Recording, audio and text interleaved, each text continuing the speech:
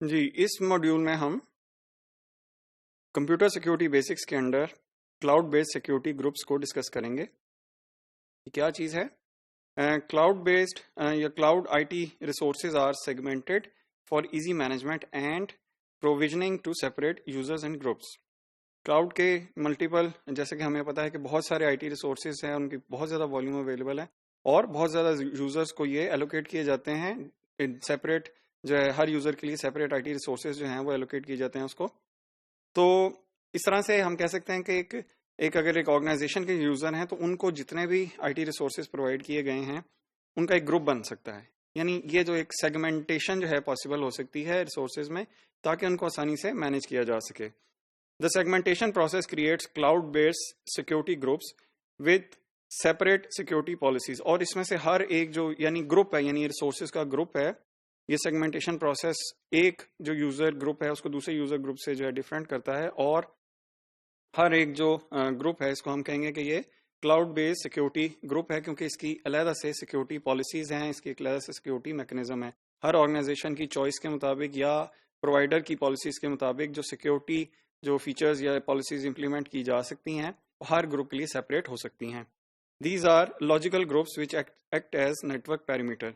यानी ये एक लॉजिकल ग्रुप हैं कि जो नेटवर्क पैरामीटर की तरह जो है एक्ट करते हैं। यानी एक नेटवर्क जो नेटवर्क पैरामीटर है, अगर आपको याद हो कि वो जो एक आईटी रिसोर्सेज का एक ग्रुप है या सेट है, उसको दूसरे आईटी रिसोर्सेज के ग्रुप से सेपरेट करता है। तो इसी तरह सिक्योरिटी जो क्लाउड सिक्योरिटी ग्रुप है, क्लाउड बेस्ड सिक्योरिटी ग्रुप, एक ग्रुप दूसरे ग्रुप से सेपरेट होता है logically. Each cloud-based IT resource is assigned to at least one logical cloud-based security group। यानी हर जितने भी जो रिसोर्सेज हैं जब वो एलोकेट किए जाते हैं क्लाउड के, तो हर रिसोर्स जो है, फॉर एग्जांपल वो एक वर्चुअल मशीन भी हो सकती है, वो किसी ना किसी एक क्लाउड बेस्ड सिक्योरिटी ग्रुप का मेंबर होगा। ये एक तरह से एक जरूरी चीज है। Multiple VMs hosted over same physical server can be allocated to different cloud-based security groups। यानी जो एक ही होस्ट के ऊपर अगर मल्टीपल वर्चुअल मशीन जो हैं एलोकेट उसको की हुई हैं, होस्ट की हुई हैं, तो हर वर्चुअल मशीन ये पॉसिबिलिटी हो सकती है कि वो दूसरे किसी डिफरेंट सिक्योरिटी ग्रुप्स के जो है ना उसका ताल्लुक हो। मींस के जो लॉजिकली जो है वो दूसरी वर्चुअल मशीन से वो एक नेटवर्क पेरीमीटर की तरह वो सेपरेट हो सकती है, इंडिपेंडेंट हो सकती है। सेव अब ये क्या, इसका फायदा क्या है क्लाउड बेस्ड सिक्योरिटी ग्रुप्स का? सेफ गार्ड अगेंस्ट DOS या डिनाइल ऑफ सर्विस अटैक्स। यानी डिनाइल ऑफ सर्विस अटैक से जो है बचा जा सकता है, उनको कम किया जा सकता है उसकी शिद्दत को। Insufficient authorization and overlapping trust boundaries threats.